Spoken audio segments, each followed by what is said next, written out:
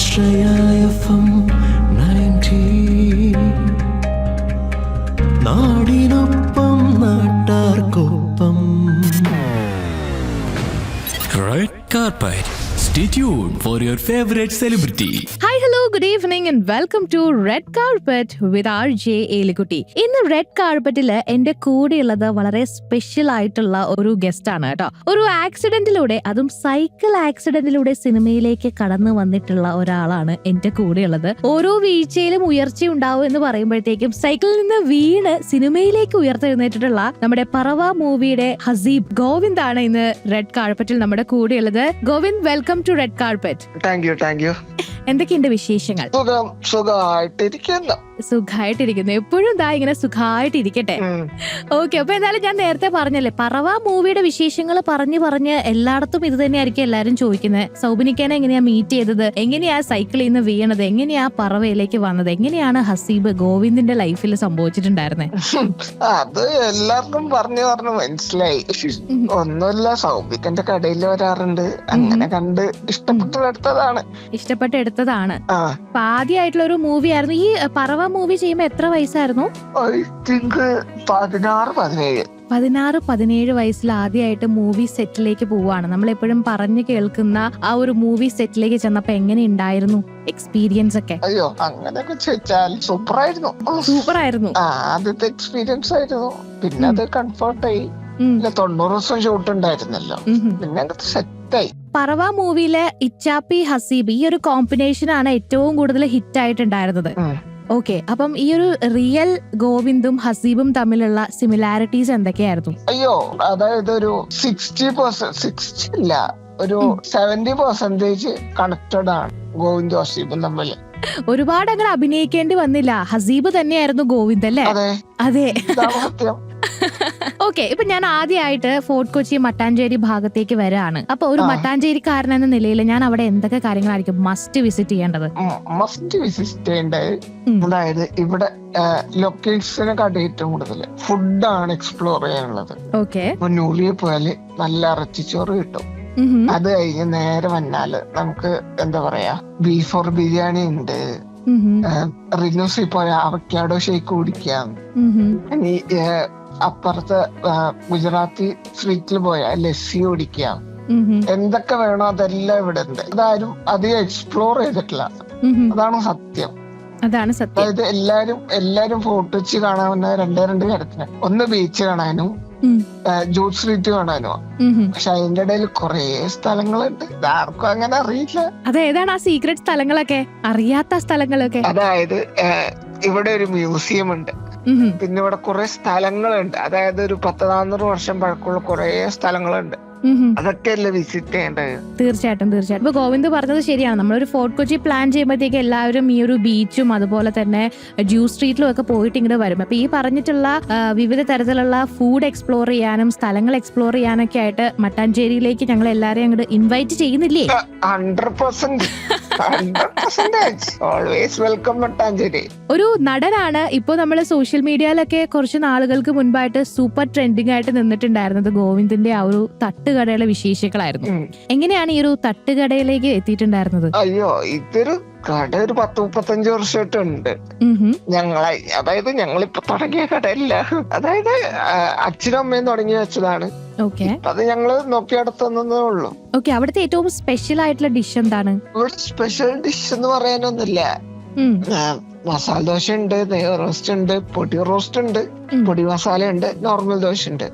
അതുകൂടാണ്ട് ബോണ്ട, വട, പഴംപൊരി, ചായ, കാപ്പി, അങ്ങനത്തെ ഐറ്റംസ് എല്ലാം റെഗുലർ ഐറ്റംസ് ആണ്. പക്ഷെ സൗബിനിക്കയും അതുപോലെ തന്നെ ഡിക്കും ഒക്കെ വന്നിട്ട് കപ്പക്കറി കഴിച്ചു എന്നൊക്കെ പറയുന്നത് കേട്ടിട്ടുണ്ടായിരുന്നല്ലോ. എന്താണ് ഈ കപ്പക്കറി? ആ സമയത്തൊക്കെ ഞങ്ങള് എല്ലാ ദിവസവും ഫുഡ് മാറുമായിരുന്നു. അന്ന് സൗബിക്കാക്ക് ഇഷ്ടപ്പെട്ടത് കപ്പക്കറി ആയിരുന്നു. കപ്പക്കറിയും ചപ്പാത്തിയും. അതാണ് കപ്പക്കറി, കൊള്ളിക്കപ്പ. സോ അങ്ങനെയാണ് ഈ കപ്പക്കറി ഭയങ്കര ഫേമസ് ആയതല്ലേ? സൗബിനിക്ക ആയിട്ടുള്ള ഒരു സ്വീറ്റ് മെമ്മറി ഒന്ന് പറയാമോ, ഒരു പറവ മൂവി സെറ്റിന്ന്? ഗോഡ് ഫാദർ ആണ് നമുക്ക്. എങ്ങനെ പറയേണ്ടതെന്ന് എനിക്കറിയില്ല. God father. ഇപ്പൊ നമ്മള് നോക്കുവാണെങ്കിൽ മലയാളം മൂവി ഇൻഡസ്ട്രിയില് എല്ലാവരും അഭിനയിക്കാനായിട്ട് കൊതിക്കുന്ന സൗബിനിക്ക ആയിക്കോട്ടെ, DQ ആയിക്കോട്ടെ, മമ്മൂക്ക, അതുപോലെ തന്നെ ഷെയ്ൻ, ഇവരെല്ലാവരുടെയും കൂടെ അഭിനയിക്കാനായിട്ടുള്ള ഒരു ഭാഗ്യം ഗോവിന്ദിന് കിട്ടിയിട്ടുണ്ടായിരുന്നു. അപ്പം ഇവരുടെ എല്ലാവരുടെയും കയ്യിൽ നിന്നും കിട്ടിയിട്ടുണ്ടായിരുന്ന ഒരു ലെസൺ എന്താണ്? ഒന്നുമില്ല, അഭിനയിക്കരുത്, ജീവിച്ചാ മതി. ക്യാമറയുടെ മുന്നിൽ നമ്മൾ എങ്ങനെയാണോ അങ്ങനെ തന്നെ ആയിരിക്കണം എന്നല്ലേ? അത്രേ ഉള്ളൂ. വളരെ സിമ്പിൾ ആയിട്ടുള്ള ഒരു കാര്യമാണ് ഇവരുടെ എല്ലാവരുടെയും കൂടെ പഠിച്ചിട്ടുള്ളത്. ഇനി ഡയറക്ടേഴ്സിലേക്ക് വരുമ്പോഴത്തേക്കും ലെജൻഡറി ഡയറക്ടേഴ്സ് ആണ്. ഓക്കെ, ഒന്ന് സൗബിനിക്കയുടെ മൂവിയിലാണ് വന്നിട്ടുണ്ടായിരുന്നത്. പിന്നെ നോക്കുകയാണെങ്കിൽ അമൽ സാറിന്റെ മൂവിയിൽ വന്നു, ഗീതു മാമിന്റെ മൂവിയിൽ വന്നു, ജോഷി സാറിന്റെ മൂവിയിൽ വന്നു. ഇവരുടെ കൂടെയുള്ള ആ ഒരു എക്സ്പീരിയൻസ് എങ്ങനെയുണ്ടായിരുന്നു? ഓരോരുത്തരുടെയും മൂവി സെറ്റിൽ ഓരോ പാറ്റേണും കാര്യങ്ങളൊക്കെ ആയിരിക്കുമല്ലോ. അപ്പൊ എങ്ങനെയായിരുന്നു അവരുടെ കൂടെയുള്ള എക്സ്പീരിയൻസ് ഒക്കെ? അതായത് ഇത്രേ ഉള്ളൂ, അവര് ഉദ്ദേശിക്കണ എന്താണോ നമ്മൾ ഉദ്ദേശിക്കണ എന്താണോ അതവിടെ കിട്ടിയാൽ മതി അവർക്ക്. അല്ലാണ്ട് ഒരു വാഗ്വാദം ഇതൊന്നുമില്ല, അത്രേ ഉള്ളു. അതായത് നമ്മുടെ കയ്യിൽ എന്തുണ്ട് എന്നുള്ള എല്ലാവർക്കും അറിയാം, അത് കിട്ടിയാൽ മതി അവർക്ക്.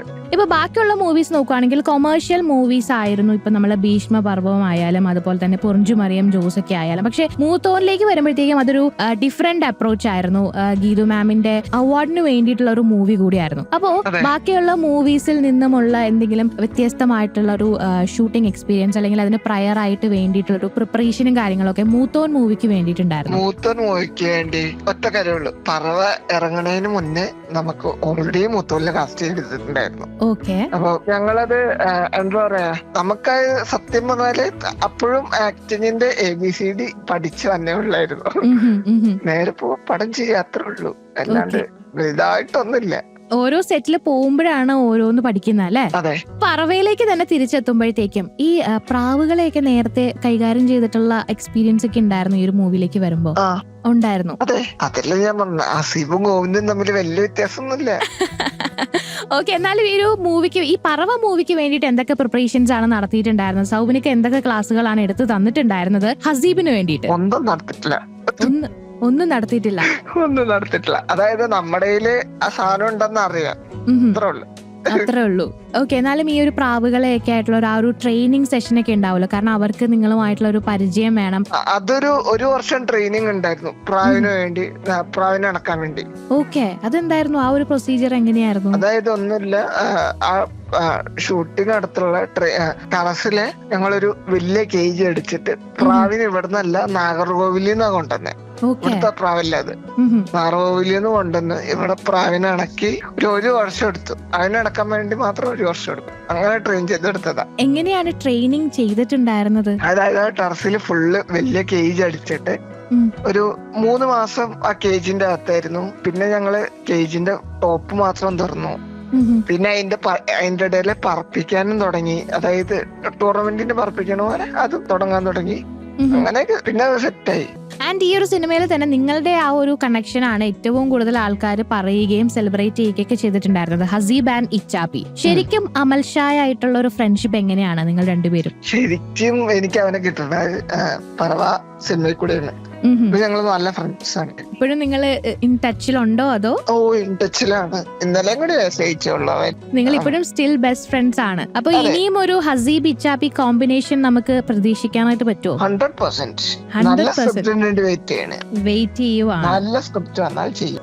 ഓക്കെ, അപ്പൊ എന്തായാലും ഒരു ക്വിക്ക് ആയിട്ടുള്ള ഒരു ചെറിയ ഒരു ഗെയിം സെഷനിലേക്ക് പോവാണ് കേട്ടോ. അതായത് ഞാൻ ചോദിക്കുന്നതിൽ ഏറ്റവും ആദ്യം മനസ്സിൽ വരുന്ന എന്താണ് അത് സെലക്ട് ചെയ്താൽ മാത്രം മതി. Okay, acting or business? Parava or Porinju Mariyam Jo? Okay, tea or coffee? Dulquer or Soubin? Who is funnier on set? സൗബിക്കയാണ്. Okay, Mattancherry mornings or movie nights? Okay, സൗബിക്കയാണ് ഏറ്റവും കൂടുതൽ ഫണ്ണായിട്ടുള്ള ആളെന്ന് പറഞ്ഞിട്ടുണ്ടായിരുന്നു. അപ്പൊ സൗബിക്കായിട്ടുള്ള ഏറ്റവും മെമ്മറബിൾ ആയിട്ടുള്ള ഒരു ഫണ്ണി മൊമെന്റ് എന്താണ്? ഒന്നുമില്ല, സെറ്റിൽ വന്നാൽ ഭയങ്കര ഹാപ്പി ആക്കും.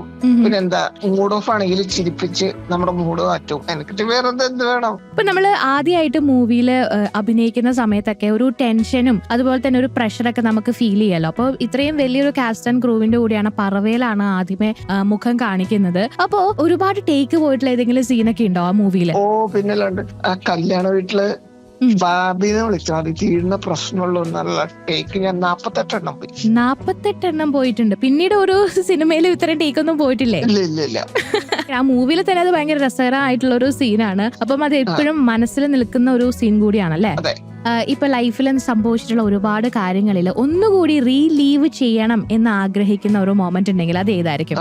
അതൊന്നുമില്ല. ഞാൻ ഫാമിലി ആയിട്ടാണ് പടം കണ്ടുകൊണ്ടിരുന്നത്. അതായത് ഞാൻ ഓൾറെഡി ഫസ്റ്റ് ഷോ സൗബിക്കടൊക്കെ കൂടെയായിരുന്നു. പിറ്റേ ദിവസം ഫാമിലിയോടെ കണ്ടു. അതൊന്ന് റിയലീവ് ചെയ്യണം. അതായത് ഫാമിലിയും സൗബിക്കയും ഒരുമിച്ചിരുന്ന് കാണണം എന്നാണോ അതോ? അതെ അതെ. ഓക്കെ, അപ്പം അതെന്തായാലും ഇനി വരുന്ന നെക്സ്റ്റ് മൂവിയിൽ സംഭവിക്കട്ടെ. Okay, thank you. അപ്പൊ എന്തായാലും ഇപ്പൊ പുതിയ സിനിമകളുടെ എന്തെങ്കിലും ഓഫർ ഒക്കെ വരുന്നുണ്ടോ? എന്താണ് അടുത്ത പരിപാടിയൊക്കെ? നിലവിൽ പരിപാടിയൊന്നുമില്ല. ഇപ്പൊ കാലൊടിഞ്ഞ് വീട്ടിൽ കിടക്കുക. അപ്കമിങ് മൂവീസിന്റെ എന്തെങ്കിലും കഥകൾ കേൾക്കുന്നുണ്ടോ? അങ്ങനെ എന്തെങ്കിലും നടക്കുന്നുണ്ടോ? കഥകളൊക്കെ കേൾക്കണ്ട്. നല്ല സബ്ജക്ട് വെയിറ്റ് ചെയ്യുവാ. അതായത് എനിക്ക് ചലഞ്ചിങ് റോൾസ് ആണ് ഇഷ്ടം. അതായത് എനിക്ക് ഇപ്പോഴും വന്നോണ്ടിരിക്കേണ്ട സ്കൂൾ കാലം, അത് ഞാൻ ഡ്രോപ്പ് ചെയ്തു. സ്കൂൾ കാലം വേണ്ട, ഞാൻ ഡിഫറെന്റ് ആയിട്ട് ചെയ്യാൻ വേണ്ടിയാണ് കിങ് ഓഫ് കത്ത് ചെയ്തിട്ടുണ്ടായിരുന്നു, പാച്ചൊൽപതോളൊക്കെ ചെയ്തായിരുന്നു.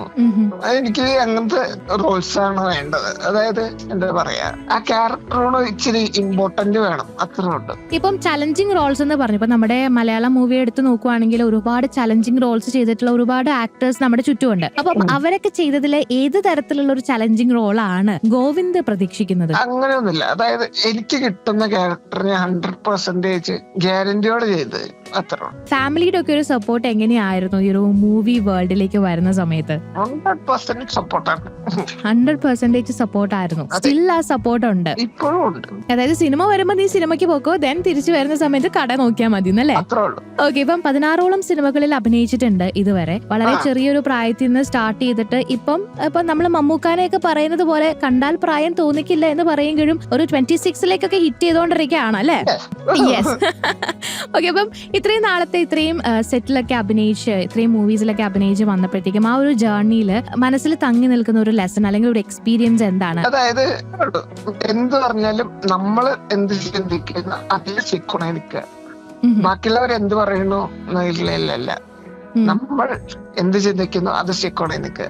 ബാക്കിയുള്ളവര് പറയണത് നോക്കാൻ പാടില്ല. ഗോവിന്ദ് എന്ന് പറയുമ്പോഴത്തേക്കും വളരെ പോസിറ്റീവ് ആയിട്ടുള്ള ഒരാളാണെന്നാണ് ഞാൻ കേട്ടിട്ടുള്ളത്. എല്ലാം ഭയങ്കര ഹാപ്പിയോടുകൂടി വളരെ ചിൽ മൈൻഡിൽ കാണുന്ന ഒരാളാണെന്നാണ് കേട്ടിട്ടുള്ളത്. എപ്പോഴും അങ്ങനെ ലൈഫിൽ പോസിറ്റീവ് ആയിട്ട് ഇരിക്കാനായിട്ട് ഇൻസ്പയർ ചെയ്യുന്ന ഒരു കാര്യം എന്താണ്?